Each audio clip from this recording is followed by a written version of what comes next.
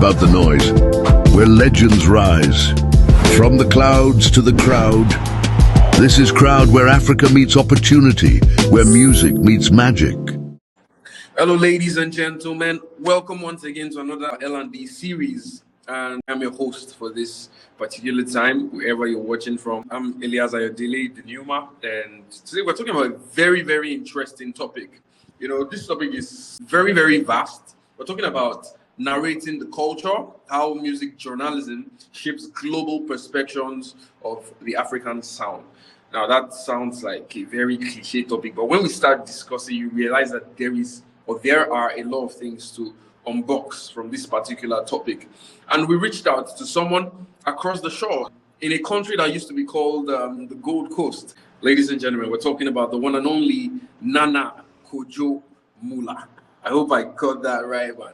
You did. You got Right, so it it's right. Kojo Mula, right? Yes. All right. So what does Mula mean? Sorry, So, it wasn't part of, like, it's not actually my real name. Okay. It just sort of, back in senior high school, everybody was picking up new nicknames. Okay. So like I had one nickname that didn't really work because it was weird and I got bullied for it. Okay. I remember at the time, my friend used to listen to a lot of like Lil Wayne. Lil Wayne. Yeah, Lil Wayne. And I was like, oh, Young Mula. He was like, what does it mean? And he said, oh, it just means young money. I was like, okay. And I used to be very smallish, so I was like, it fits. So it used to be just Young Mula. Then I just took off the Mula, the young at some point. Added to it, and then just, yeah. Wow. Just, yeah. You wouldn't believe if I told you that. I thought that was like a real name, and I was going to just say that, Mula means money. The funny thing is, since I started calling myself Nana Kojo Mula, it sort of got stuck. So I remember when I was in uni, I had like two lecturers that would they would call me Mula. Okay. And like my mom sometimes would call me Mula. People from church would call me Mula. Like people around that ordinarily would call me by maybe like a house name or something. Everybody now calls me Mula. So it's more or less like my name now. Wow, that's interesting. Really interesting. Okay. Thank you so much. All right. By the way, guys, Nana, for short, Nana Kojo is a creative consumer, a publicist, and a writer. This man writes and his pen bleeds for real. Okay, he talks about the African music and pop culture generally. He does a lot of research. Very amazing person. We got the best hand to talk about this topic. Okay, delving into this, I think we should quickly scratch the surface and talk about a few things. We're talking about culture now. So could you give us an overview of what culture is, especially the African one, and let's take it from there. From basic school, culture is just a way of life. So how people live, how they do their things, and to break it down, to understand what culture is, you have to go through first of all the language that people speak, the clothes they wear, the music they listen to, their dance, the food they eat, even their appearance. So like away from even clothing, their hairstyles, accessories, and like a lot of other things. So basically, culture is just how we live our life, the things that we associate with, and the things that we hold dear to ourselves. If I'm going to summarize it, for me, that's what culture means. All right. That was pretty fundamental, like all of us have learned. And now we see that the African culture has been growing. In fact, like I usually use this analogy in most of my interviews. I say that when we started out, it felt like we were just doing our stuff in the backyard, and then all of a sudden, let me bring the allusion back to the stage. We're at the backstage, and everybody's like, "You will soon go up to perform." In fact, this time, nobody was telling you that you will be going up to perform. You were just at the backstage, expecting that one day, it works out, and then you are on the stage facing thousands of people and performing. And then all of a sudden, we just find out that the curtains just got open, and then you're already on stage, and you're like, oh, okay, now you have to like perform, and like you have to show that yes, you are ready for this opportunity, right? So, from a perspective, how has the global narrative around African music evolved, in recent years, and what role has music journalism played in this shift? So, first of all, let me address the first question, which is that I think African music and culture has evolved drastically, like very drastic. Right. Recently, I was in Nigeria, and then we were having a conversation with Tom, And he was giving an analogy of how back then, for you to, promote music, it will take you, say, a month to get your music across just Lagos. It will take you like probably 2 or 3 months to get it across several other states in Lagos and several other Right. states in Nigeria. It will Right. take like 4 months to get it over to Ghana. And then maybe you need like 6 to 9 months to get your music across to Europe. And I was talking about how the reason why that is because, first of all, you need enough money to move around, enough Right. money to have CDs to put the music on and then distribute those things. And then for Ghana, you'd have to get transport money or plane tickets money to come to Accra to come and distribute music. For Europe, a lot of people didn't have money to go to Europe. So what they'll do is that when the people who live there come for vacation, they have the CDs, they'll give it to them and then they'll take it there. So that was why it would take a long time for music from here to get there. Yeah. But thankfully, when technology advanced, right now you just press publish or like enter, and then your music is distributed across multiple places. There are people somewhere in Tanzania and their music is traveling. Like there are people I know in Accra who have never set foot outside Accra, but their music is bubbling somewhere in South Africa, in the States, in the US, somewhere in Europe, and it's just going crazy. As you said, back then African music used to serve to just a handful of people. Nigerian music was largely just in Nigeria. Ghanaian music was largely just in Ghana. Ivorian music was largely just in Ivory Coast. Then Right. over within the continent or on the continent, we started serving music to other countries on the continent. Even before the internet became more more rampant and more important. Then Right. when the internet became easy for everybody to access, then we started moving our music outside. And even that, if you look at say 10 I mean, let's say 15 years ago. If you look at 15 years ago, if somebody maybe told you, let's say the consumption, the coverage, the marketing, the eyeballs and the earballs all on African music the way it is now, you probably wouldn't believe them. Like if somebody told you a kid from Benin City would be on a song with some girl from Disney Channel, and then the song would do the numbers it's doing, you wouldn't have said no. If somebody told you a young man from Ojo Alaba would go all the way to making music with Justin Bieber, but thankfully, again, because of how music has grown, the internet has grown, we have African music going all the way. We have African music all the way in India and it's performing well. We have African music in Asia and it's performing very, very, very well. So, Right. I mean, the numbers are there. There's evidence. The videos are there. The data is there to show you that music has moved from how it's being consumed. Right now, we have artists who don't even drop music from their homes in Lagos anymore Yeah. Yeah. because of where their music has gotten to. Some of them are dropping music from LA, from California, from New York, from London, from wherever. Like that alone shows you just how powerful music has gone or how far African music has gone. Right now, we have performed at the Club World Cup. Yeah. If somebody told you 15 years ago an Yeah. African girl would be playing at the Club World Right. Cup final, you'd have said, "Oh, it's impossible." If someone had told you Africans would be making soundtracks for Hollywood movies on a large scale, you'd have said, "Nah, it's impossible." If somebody Right. had told you you'd have Africans sitting in big corporation meetings for Netflix, Apple Music, Spotify, you'd have said it's impossible. But like I said, over the last couple of years, you've seen how our music's traveled. And when it comes to the role of journalists, I think journalists play a very integral role in that. One of the things I feel people forget about journalism is that it's a way of documenting our culture. Right. I mean, that's how we've shared culture over the years. First used to be word of mouth. So there are people who they might not have been called journalists, but then they were called the custodians of the culture. And these people would verbally or orally transmit culture from one generation to another. Right. So the people like linguists who people who would document the culture in their memory and then they would carry it across. There were poets who would document culture and history through poetry. There were people making music. Right. There were artists. So over time it moved from all those things to people now writing and having audiovisual documentation of what African music has done. Years ago, like I said, even with how right now we have coverage of African music in top level publications, Yeah. Yeah. I guess it wasn't like you wouldn't get African African artists being covered on Billboard, on Grammy.com, on Right. Complex, and all those things. All these are because some years ago, writers down here started documenting what African music was doing at every point in time. So All the right. first time an African song, you know, got 1,000 plays on Spotify, there was somebody there to say, "Oh, that's the first time this thing has happened." The first time an African artist, was nominated for a mobile, there was some that wrote it down that understood the importance of this thing. The Right. first time an artist, did this sound that was different, there was a writer that said, "Let me write this down," because they understood that in the future there were people that would come back, want to understand our culture, want to understand our music, All right. because African music doesn't pop up. So in terms of the importance of writers, I don't think it can be understated. Mm. It's as important as any other thing. It's as important as the music itself.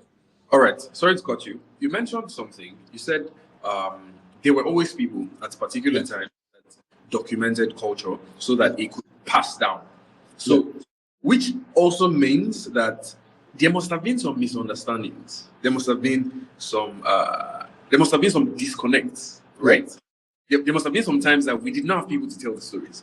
So that brings me to this question. So, what do you think African artists misunderstand or have even misunderstood in times past about, music journalism, media coverage, and it kind of affected the way the culture was shaped? I don't know if you get that question. Yeah, I get it. And it's a very interesting question because if you, like I always tell people that, especially within the African context, so speaking from somebody who has worked with a number of artists in the Ghanaian space, artists treat media coverage as an afterthought. I don't know if the same in Nigeria or any other African country, but some people understand the importance of it, but the others who treat it as an afterthought. They only think of, oh, I want to run press after maybe they want to attract a certain level of people. They want, to present data or something to somebody. That's when I know this writer. I need to reach out to this writer to interview me. I need to reach out to this person to do this about me. And a part of me understands that because creatives are very selfish in their own way. Yeah. An artist only thinks about music, and that is that for them. They don't think about any other thing. A Right. painter only wants to paint. They don't think about any other thing. It A doesn't drummer have, just exactly like they just think about their art in their own way. Like even as writers, there are times that we are very selfish with our writing. Like you write something, you write down something, and like what, this has it to be. There's a story I was telling a friend that I had written a piece and I'd sent it to the editor to edit, and the editor was like, "Oh, it's too long. Take this out." And initially I was pissed because I'm like, I know the reason why it's long, and in my understanding, I want it to be kept the way it should be kept. But I also understood because the editor also has its role and they also understand how you need to present something not to bore people. So I think back then, artists just wanted to create music. Nobody, like some of them didn't care about the future. A lot of people like to live in the moment. And I think artists are some people that like to live in the moment. of Well, for course. them, it's just about living in the moment and doing what I have to do in the moment. So when they make the music, they're just thinking about, okay, how can, once they feel like, oh, people like the music, that's enough for them. They don't really care about, okay, if somebody wants to read about me or know about me, how else can they sort of get information about me outside the music I'm giving to them? Right. Or how can I ensure that I'm not forgotten outside the music? Or how can I preserve myself or even the process of making this music? How can I also give people room to understand me or even understand the music I'm making? So the people that understood, okay, there are platforms that can help me do interviews. There are platforms and journalists that can do reviews of my song, that can break down my song, that can critique my song and give other meanings to the song to help people understand it. Because again, as much as people like music, not everybody understands music as much as the artist would want them to understand it. So, say if the video says, "When I look into your eyes, all I see is your waist," the video probably understands in a particular way. And not every listener would understand it in a different way. And that's where writers come. Like there's a writer who will tell you that is the best line. Like even Shakespeare would be jealous of that line. And the writer will know how to break it down for somebody to realize that, okay, there is sense in this line. Like there are a lot of times that writers have been able to properly put an artist's thoughts together, even better than the artist. Like there are times that they've been able to present an artist in a light that even the artist was not aware they could have been presented in such light. Right. So I think the misunderstanding is just mostly artists feeling like they want to be the main character. Like they want to be like the main person. Everything has to run through them. Like in the presentation of even their art, they want you to present it the way they deem fit. But the truth of the matter is that art can be interpreted in different ways. And that is where writers come in. You have writers that would interpret it for you the way you want it to be, presented. And you have others that present in ways that maybe you didn't even think of. And I think that's the beauty of writers and the importance of journalists. That apart from the amplification of what you are doing, they also present different perspectives of the art or the songs or the culture that we are seeing. Okay. So I have to cut you. Pardon me. Oh, no, Okay. So, now we're about how, I mean, you've linked us a bit to how we can witness some clashes between the artists and the music journalists now. So this question is very important because, when the work of music journalists basically is to critique, to promote, to amplify, document, and things like that. So how do you balance critical honesty with cultural responsibility? I mean, okay, I'll make this practical. So Burna Boy released an album recently, No Sign of Weakness. Some people on this side feel like, oh, this on the album, we're just different place of him being tired, like you just doing stuff. Another part of the coin, they're saying that he was actually, bringing this stuff from a cultural perspective and stuff like that. So, I mean, I know it's really tough for writers because you have to not, offend people at the same time, still speak the truth. I mean, sometimes everyone tell the truth and then it feels offensive to people. So how do you balance, critical honesty with cultural responsibility when reviewing music from your own region or community? I think the balance comes from the writer. That is the first point of balance. That everybody has inbuilt principles. Everybody has inbuilt guidelines they live by. I'll give an example. I'm a huge Amare fan. And there are times that maybe Amare will do something that maybe in the public's eye, I can maybe tell, oh, this isn't something that I expected Amare to do. My bias in it is that I wouldn't want to also paint Amare black, regardless of how, let's say, I agree with what people are saying. So the best now do is I'll try to find a positive about it and then highlight that instead.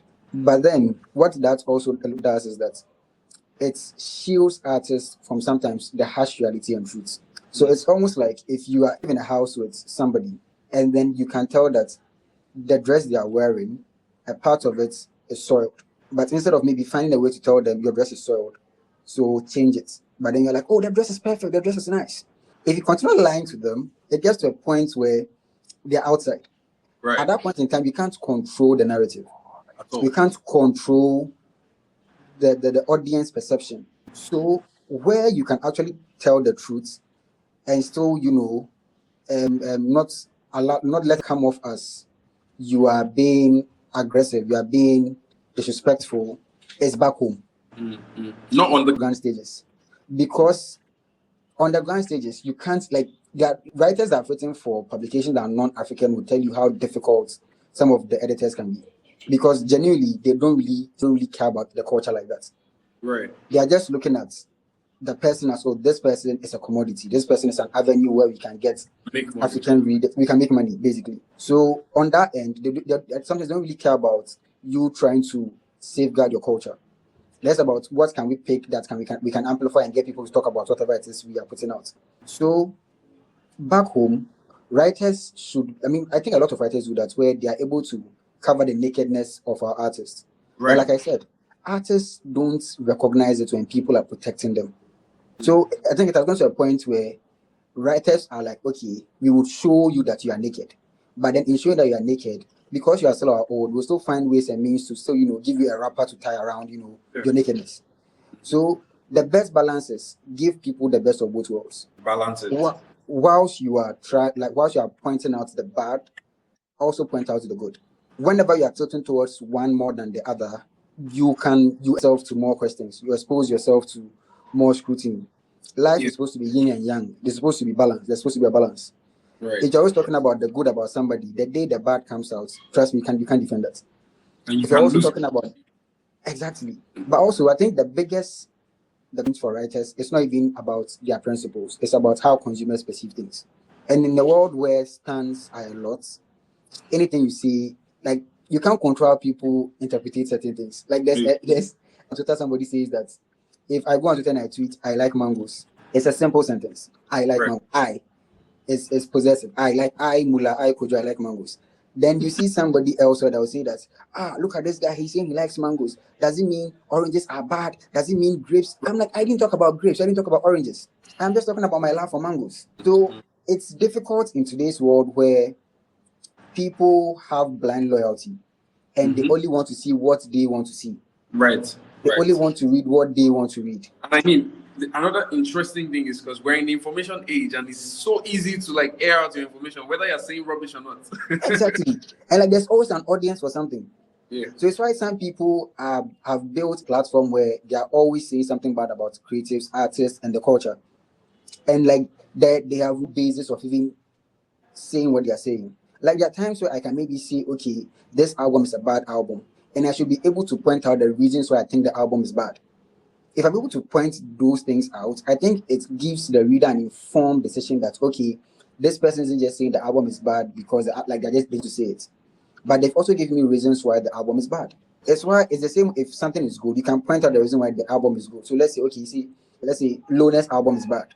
Okay, maybe the sequencing didn't help, the song. Maybe there are parts of the writing that it's uncohesive.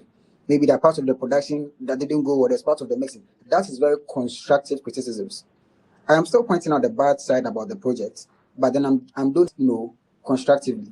I'm pointing out why it is bad. I'm giving you ways you can correct your mistakes or the bad side. But then as you've already established, platforms, the internet has given a lot of people platforms. So the control of the balance is sometimes out of the control of the writer. Like once you put something out, everybody would absorb it the way they want to absorb it. And sometimes because of their blind loyalty to the artist or the music, they do not see the truths in what you're saying, but only pick the bad pieces of it. But end of the day, the writer can just be you and write what you want to write. End of the day. Okay. That was amazing, man. That was really amazing. That was so wise. Okay, so I think for someone that has been writing for a while now, especially for telling the African story in the Western and international stage and space, I believe you must have noticed a few gaps. Even as we have evolved and improved, you must have noticed that there are a few gaps that we see in African music reporting right now, especially compared to coverage from Western publications and platforms. So could you give us a few of these gaps and let's see what has been done or what is being done to fix these gaps? I think the first one, remember earlier I said that creators can be very selfish people. I think that is the basis of the gaps, where in reporting certain moments in history, people are more focused on making themselves look like the guy, the god of, let it be about the culture, right? The savior. Exactly. Like they want to present themselves as, I'm the one, I did this, I did that, instead of it was us, it's a group of people. An example I'll give you is I did a piece on hip life music in Ghana for the Recording Academy sometime last year. And the piece, I remember when I was putting together the piece, I was reaching out to people for information. And I reached out to somebody, and the person was like, oh, let me talk to this artist. And I told them that the reason why I don't want to talk to an artist in particular is because once the artist knows the platform you are writing for, they reposition the information they are giving to you. Like, if you ask certain writers, there are certain platforms that, like, if somebody reaches out to a certain artist and tells them, oh, I'm reaching out to you from this maybe local platform, there's a level of perception or there's a lot of acceptance or accessibility that person would want to give to you. Because in their head, oh, you're just a local platform, so you can't really give me much, eyeballs. Yeah. But the moment you tell them, oh, I'm writing for Billboard, then they fix up. Then that is when they become over chatty and, their ego sort of comes out. And that is where we've seen gaps. Because people are chasing after stories that uplift themselves than uplift the culture. And until artists, people in the industry understand that we need to, yes, there are times that individuals have done things where we can spotlight that individual in that moment. But there are other times where it has taken a group of people a number of years to do something. And in telling the story, you need to make sure that we are able to cover each and everyone's contribution to the space and not just give it to one or two people. The moment you do that, somebody might say, okay, this story is, short-handed. So I'll also go and then get a platform and also, talk about my side of the story. And when they're talking about it, again, these the other contributions of people. It is why in the coverage of African music as a whole, I think one thing I would always applaud Nigerian writers for doing is that they highlight how, when Fela came to Ghana, High Life, and everything, the sound, even go to the extent of talking about how Coupe de Calais and other French, sounds have all played whatever roles they've played in making Afrobeat what it is now. Yes, Nigerians are the forefront. Yes, Nigerian artists are the ones that have taken the baton and have taken it wherever they are taking it to now. But they've never shied away from also mentioning the other players that have contributed to the amplification of Afrobeats. Right. So it's basically like the story is not being totally told. It's just told halfly. Exactly. And I think part of it again goes back to how people back then didn't fully understand the importance of covering stories. Thank you so much. That's interesting. So I want to put this out to everyone who eventually checks this video. We're talking about if we're trying to exalt a culture. I think I said this sometimes back. I was just saying randomly, and I was like, in exalting a race or civilization, for example, you need a collective identity. It's never a question of individual placements and individual contributions just to highlight the individual contribution. I think Africans, they separate themselves from structures to make you feel like, oh, I built this stuff from the scratch myself, like you said. And it's funny because I always say that sound in itself, it doesn't come from one place. Like if you the trajectory of even a lot of African sounds, they were taken from different parts of the world. Yeah. Like there were sounds basically a of different sounds. Like it was taken from different parts of the world. There were sounds that the origins of the sound are probably from Europe. It was thanks to travelers that were traveling, that traders that passed through Africa that left the sound here. People picked it up, refined it, and it goes over and over and over and over and over again. I mean, remember when there was the Afrobeat documentary, I think a few years back, and there was a whole lot of things about it. And the person gave wasn't accurate. The information that person gave wasn't accurate. The information, and again, it's because of how individualistic we've been about covering the culture. Right. But again, thankfully, there are certain things like the story of Fela, for example. There's no way anybody can go somewhere and say Fela didn't contribute to Afrobeats, and it's because again, when people were documenting Fela's stuff, there was a collective, there was an intentionality behind it that let's all collectively, pinpoint what this man has done. But even with that, when you're talking about it, oh, Fela did this, but then there was this person that was, also pushing Fuji music that Fela connected with to also add to his sound. Then he connected with this person to also add to his sound. But in today's market, everybody wants to do Afro this. I want to be known as the pioneer of Afro that.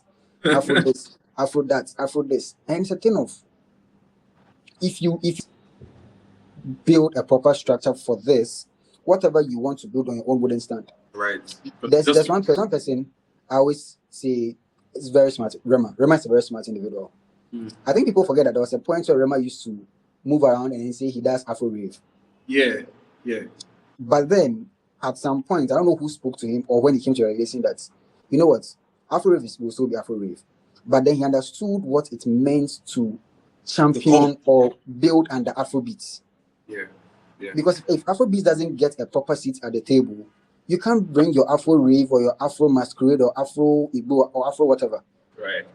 You need Afrobeat to have a proper standing. And then once that happens, everything comes. So when think 2 years ago when some of the big three were saying, oh, I do Afrobeats, everybody was trying to, I don't do Afrobeats. Exactly. He was the only one that went on global stages. I remember when the Headies Award, the one that happened, I think, in Atlanta, when he won the Ultimate, the speech. People should go back and listen to that speech and listen to what he said. That Afrobeats, it's important to us. Yes. Like even Tyler, for example, even whenever people have said that, oh, she's being misrepresented as an Afrobeat artist, there are times that she's also come out to say that whilst she's not necessarily an Afrobeat artist, she understands what Afrobeat has done for African music now. And these are the truths. These are people that understand that I'm representing a culture on the continent. So whilst maybe I would want to put myself first, I also need to let people understand that there's something happening here. And that is what we need a lot of. Amazing, amazing. Thanks so much. All right. I think this has been a very exciting session, and that would make me wrap this with a final question. All right. So, as a journalist, I mean, you've been exploring a lot of cultures, subcultures, genres, and movements around across Africa. So, do you believe that there are certain ones that the world needs to pay attention more to, across Africa? So first, now say is that I think about 2 weeks ago, I was talking to somebody, and I was talking about how Coupe de Calais is making a comeback, like a serious comeback. And for some funny reason, recently I've been on TikTok, trying to figure it out. And I've come across over the last 3 months a number of songs from the francophone, side of the continent making waves in the anglophone space. One of them being, there's an artist called Denden. She has this sound that is doing very, very well. There are also other artists. So when I saw Reme's snippet for Kelebu, I was like, you know what? Again, this guy understands the culture.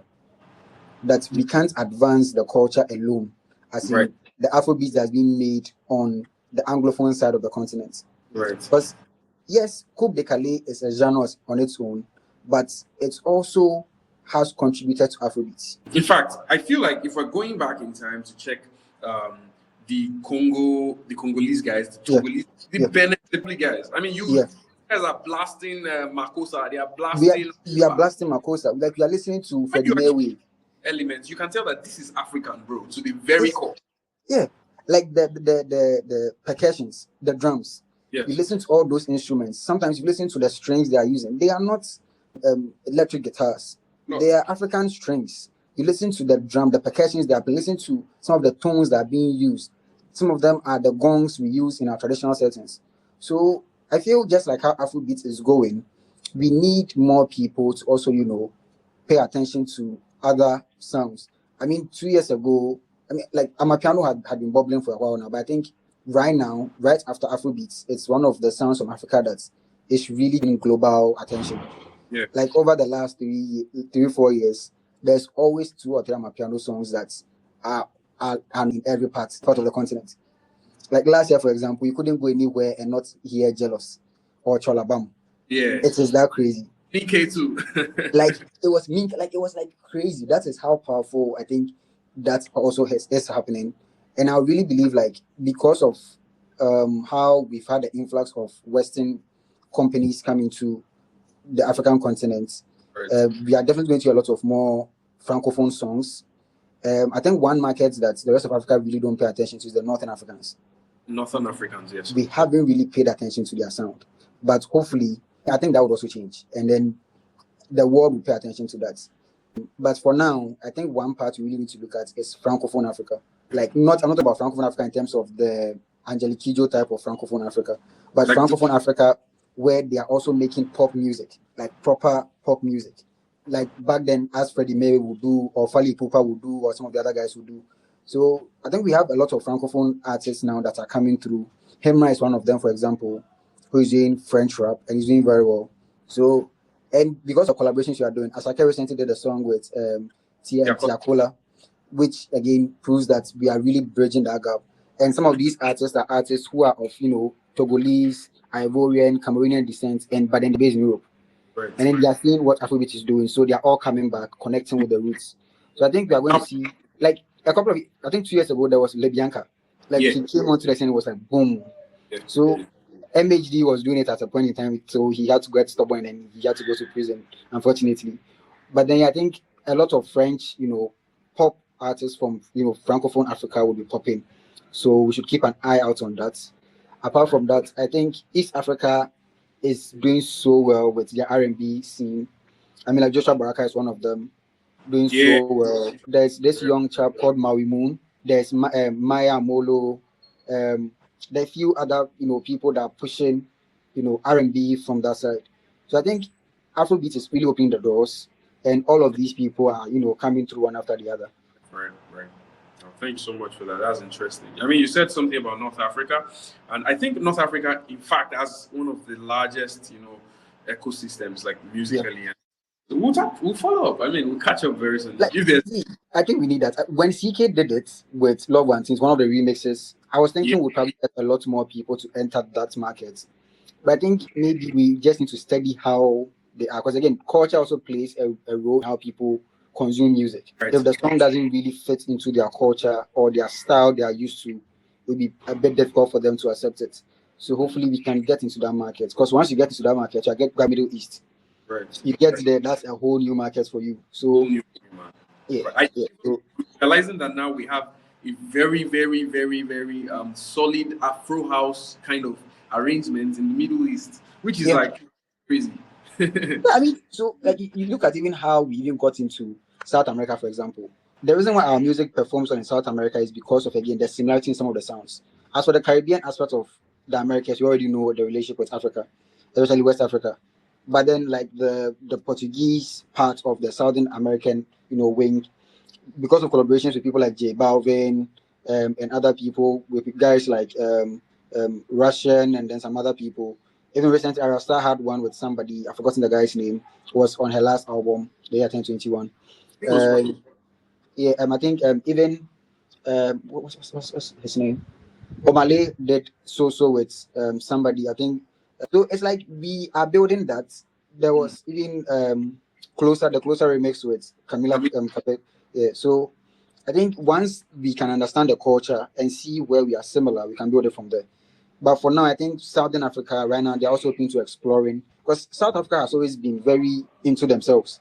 Like while Ghana, Nigeria were looking at filling the O2 and whatnot, you'd barely hear South Africans say we are going to fill the O2. But I and mean, right now, they have eh, crazy impacts in their country, man. I mean, look exactly, at Chris Brown coming down to South Africa, and we're having them coming around because they want to like they're trying to support their culture and stuff. exactly. So I mean, Afro House and my piano going. I think for South Africa, one of the things they've had very well is the DJ culture there. I think that's probably one of their biggest exports. Yes, yes. That's why I have people like Waffles, Black Coffee, Maforiza, and others doing what they are doing.